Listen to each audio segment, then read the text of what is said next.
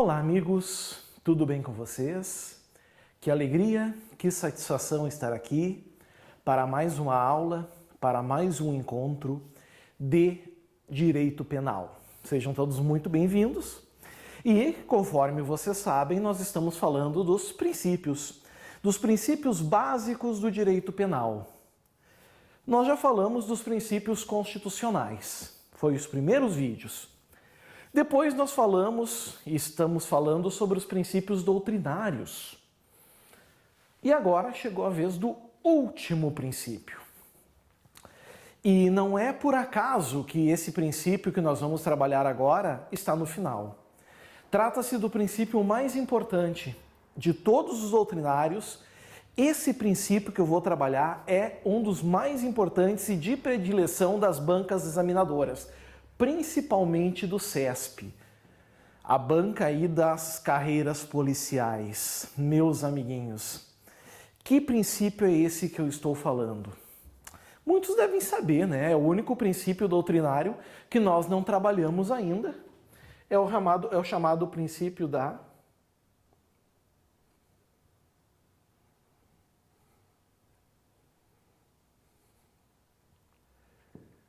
insignificância. Aqui está. Princípio da insignificância. Esse princípio marca muita presença em prova. Está sempre aparecendo, principalmente, pessoal, em concursos da área policial, cai muito. Então, por essa razão, eu estou dando um cuidado especial a ele. Na prova de vocês, esse princípio pode vir, inclusive, com outro nome. Ele pode vir também como sendo chamado princípio da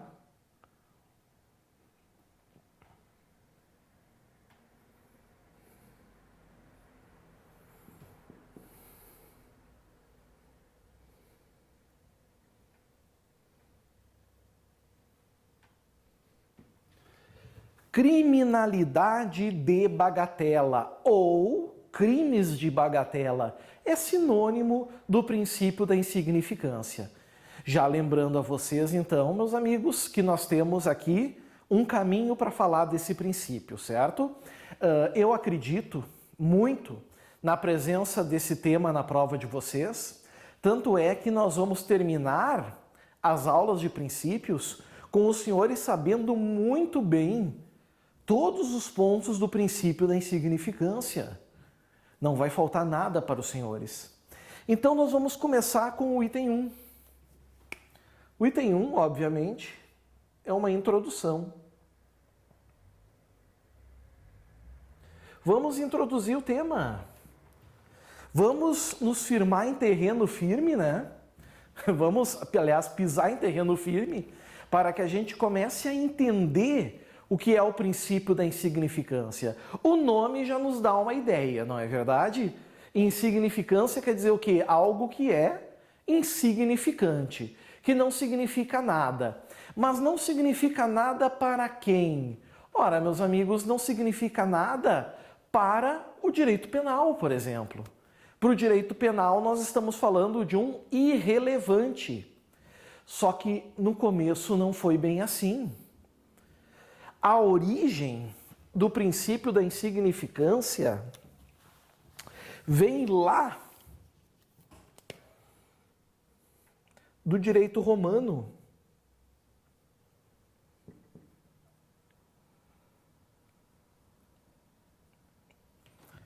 Só que no direito romano, o princípio da insignificância não se ligava, não dizia respeito ao direito público, como, por exemplo, o direito penal. Ele dizia respeito e ele era voltado, meus amigos, ao direito privado. Ou seja, o direito de importância, de interesse de duas pessoas, de particulares, como é, por exemplo, o direito civil. Ou seja, esse princípio dizia que o Estado não devia dar bola para coisas banais. Ah, poxa, caiu uma fruta no pátio do vizinho, mas a árvore é do outro. Aí se levava para o judiciário para decidir de quem era a fruta. É isso que passou-se a entender que o princípio da insignificância tinha que atuar, mas não na esfera pública. Na esfera pública nem se cogitava. Tanto, amigos, que na esfera privada nós tínhamos esse brocardo aqui, ó.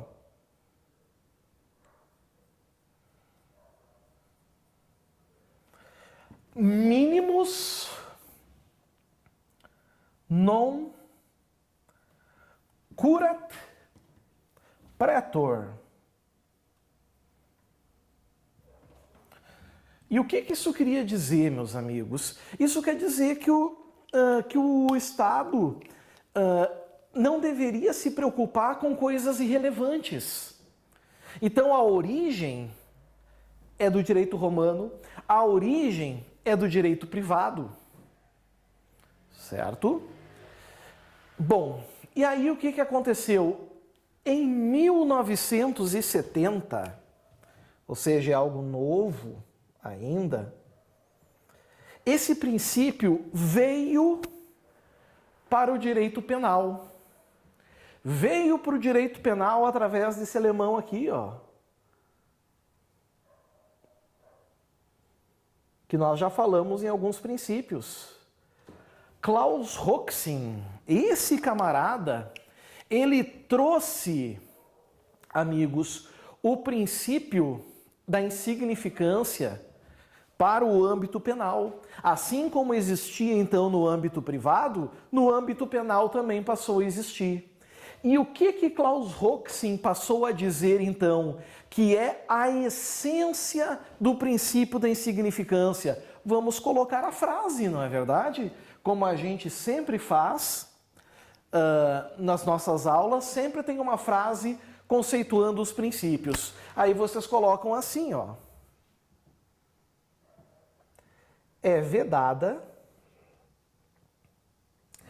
a atuação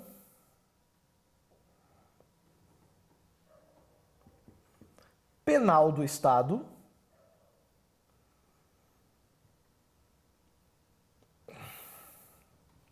aqui está, é vedada a atuação penal do Estado quando a conduta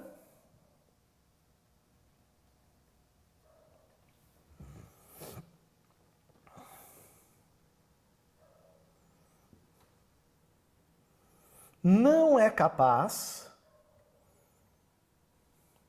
de, no mínimo, gerar perigo de dano ao bem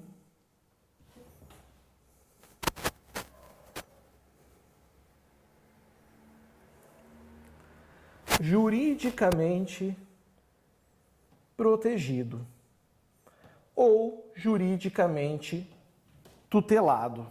Aqui está, certo? Não é capaz de lesar, causar uma lesão ao bem jurídico ou pelo menos colocar em risco.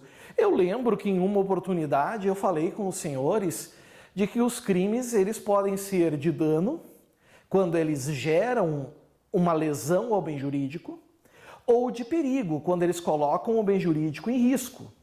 Então, meus amigos, quando a gente diz que o Estado não pode, ele não tem, é proibida a sua atuação quando não houver risco de lesão ou perigo de lesão ao bem jurídico, isso pode incidir também em outros princípios, que também têm esse norte, certo? Mas, dentre esses princípios, um deles também é o princípio da insignificância, certo? Lembrem bem dessa frase aqui, porque assim vocês vão saber pelo menos a base, né? Algo que é insignificante porque não coloca em risco, não lesa nem gera perigo de dano algum ao bem juridicamente protegido. Mas em que sentido? É isso que nós estamos vendo. Tanto que agora nós vamos ir para o número 2. A gente fez a introdução do tema, vamos agora para o número 2. Estamos mastigando o princípio da insignificância. O número 2 versa sobre a finalidade Afinal de contas, para que serve o princípio da insignificância? E quando a gente fala sobre isso, o que nós vamos ter que colocar aqui do lado necessariamente? Nós temos que botar essa expressão aqui, ó.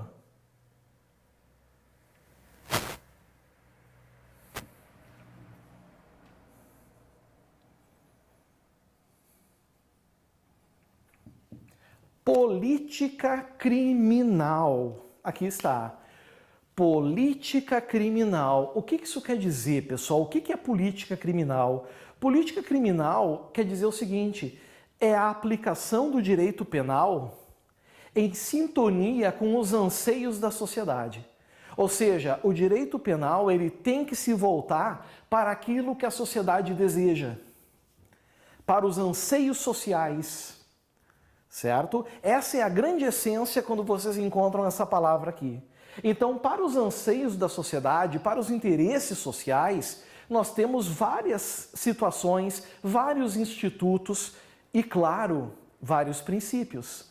Um desses princípios, os senhores estão vendo aqui, é o princípio da insignificância. Então, ele tem uma finalidade, amigos, que é a observância, certo, da política criminal. Fazer com que o direito penal esteja em sintonia com os anseios sociais. Por essa razão, amigos, a gente tem que entender que ele gera um efeito também. Ele gera um efeito. Qual é o efeito? Ele diminui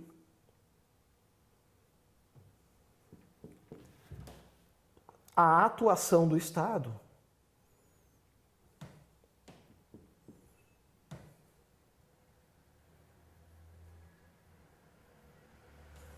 Diminui a atuação do Estado, diminui a intervenção do direito penal. Se diminui a intervenção do direito penal, significa que a gente faz aqui uma interpretação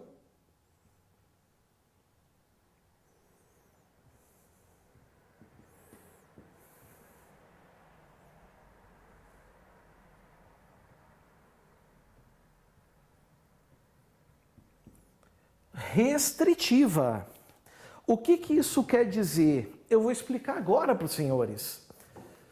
O que quer dizer interpretação restritiva? Quer dizer o seguinte, pessoal, olhem só. O tipo penal, certo? Ele é amplo. O tipo penal é amplo. Ou seja, ele está lá para qualquer situação. Ele está lá para todos os casos. Todavia, contudo, quando se aplica o princípio da insignificância, a gente acaba restringindo o alcance daquele tipo penal. Ou seja, no plano abstrato, ele está lá para todo mundo. Mas no plano concreto, nós vamos restringir, já não será para todo mundo. O exemplo clássico que se dá nesse caso do princípio da insignificância é o crime de furto. Vocês podem pegar aí no material de vocês, né, o artigo 155 do Código Penal. Lá está o crime de furto. Subtrair para si ou para outrem coisa alheia móvel. O que está dizendo lá o artigo? Subtrair. Subtrair. Para si ou para outrem, coisa alheia móvel. Está dizendo que coisa? Não. Então, a gente sabe que pode ser qualquer coisa alheia móvel. Certo? O tipo penal não traz nada mais específico. É amplo. É amplo. Não traz nada mais concreto. É abstrato. Quando a gente aplica insignificância, o que nós vamos saber? Nós vamos saber o seguinte: olha, é crime de furto, subtrair para si ou para outrem coisa alheia móvel, mas depende, por exemplo, da coisa. Depende também de quem subtraiu. Depende também da vítima do furto. Vejam, quando a gente usa o depende, o que nós estamos fazendo na verdade? Nós estamos, meus amigos, restringindo, limitando o alcance do artigo, limitando o alcance do tipo penal. Então, vocês têm que saber que toda vez que a gente aplicar o princípio da insignificância, nós vamos estar reduzindo, restringindo o alcance. A interpretação é restritiva. Certo? Muito bem. Dito isso, a gente vai apagar agora o item 2, já foi, e entramos no item 3. Assim a gente vai entendendo muito bem o princípio da insignificância. O número 3 é a natureza jurídica.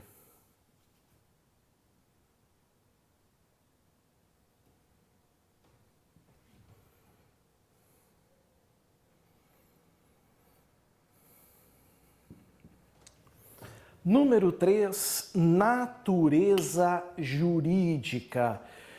Pessoal, agora, por gentileza, muita atenção. Por quê?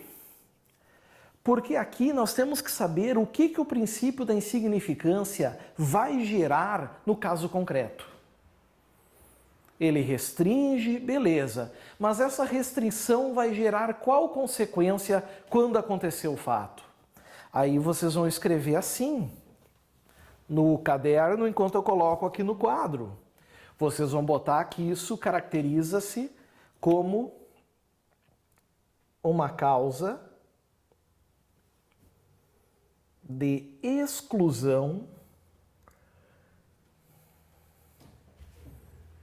da tipicidade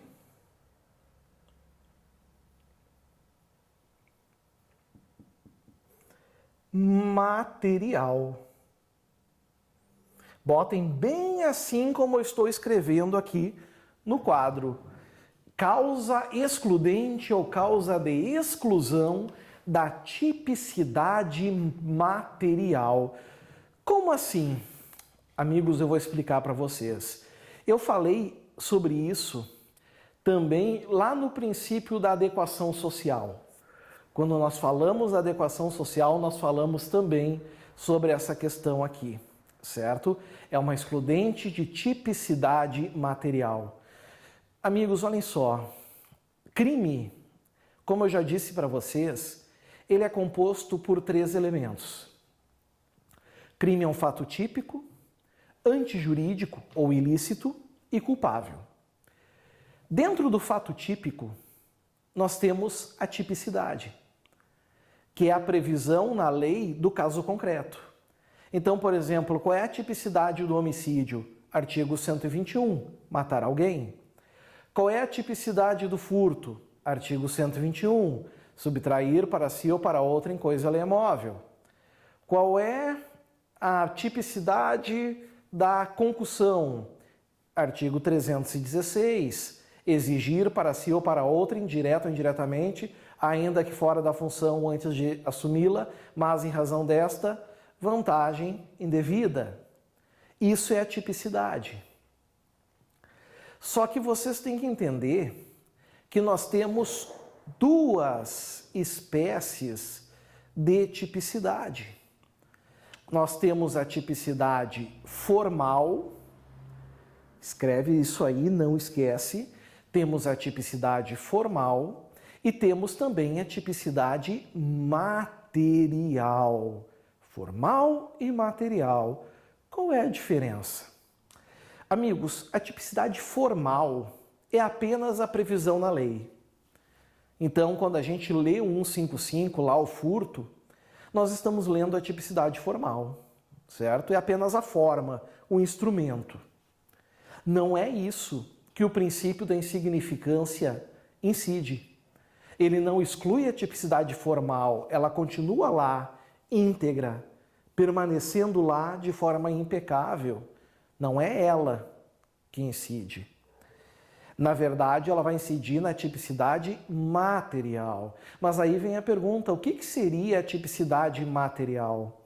Tipicidade material quer dizer que aquele fato previsto em lei tem que causar lesão ou ameaça de lesão a um bem juridicamente protegido. E o que a gente já viu? A gente já viu que quando incide o princípio da insignificância, é vedada a aplicação, a atuação penal do Estado. O Estado não pode atuar, porque não há o que? Lesão ou perigo de lesão. Então, mesmo que tenha previsão legal, o caso concreto se analisa e se diz, isso aí vai lesar um bem jurídico? Não, não vai. Isso aí vai, por exemplo, causar perigo de lesão? Não. E agora, finalmente, eu vou dar um exemplo para que vocês entendam bem isso. Se a interpretação do furto fosse ampla, subtrair, por exemplo, um elástico de cabelo de um balcão de fórum seria furto, crime de furto, porque é subtrair para si ou para outrem, certo? Coisa alheia móvel. Ou então um clips em um balcão. Subtrair, furtar um clips é subtrair para si ou para outrem coisa alheia móvel. Então nós temos aqui a tipicidade formal preenchida. Mas aí a gente tem que se perguntar, mas será que subtrair um clips ou um atilho de dinheiro de um balcão gera lesão ao patrimônio? Uma folha branca de papel? Não. Coloca em risco o bem jurídico, o patrimônio? Não. Ou seja, nesse caso, nós temos, senhores, embora a tipicidade formal, nós não temos aqui a tipicidade material. Ela não existe. Por quê? Porque eu aplico o princípio da insignificância. Então, como é que isso pode cair na prova de vocês? Bom, pode vir uma questão dizendo que o princípio da insignificância não se aplica no direito penal brasileiro. É óbvio que vocês vão marcar errado, certo? Nós temos plena aplicação desde mais ou menos 1970, quando o Klaus Roxin trouxe esses estudos para cá. Que mais para que a gente possa entender? O princípio da insignificância não é uma excludente de crime, tá errado? Vimos que é uma excludente também. O princípio da insignificância ou crimes de bagatela são excludentes de ilicitude. Isso já caiu em prova, tá errado. É da tipicidade. O princípio da insignificância é uma causa de exclusão de culpabilidade, tá certo? Não, tá errado. É uma causa excludente de tipicidade.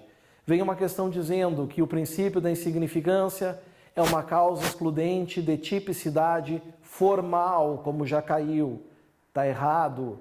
O princípio da insignificância é uma causa excludente de tipicidade material. Bom, o que isso quer dizer em termos processuais?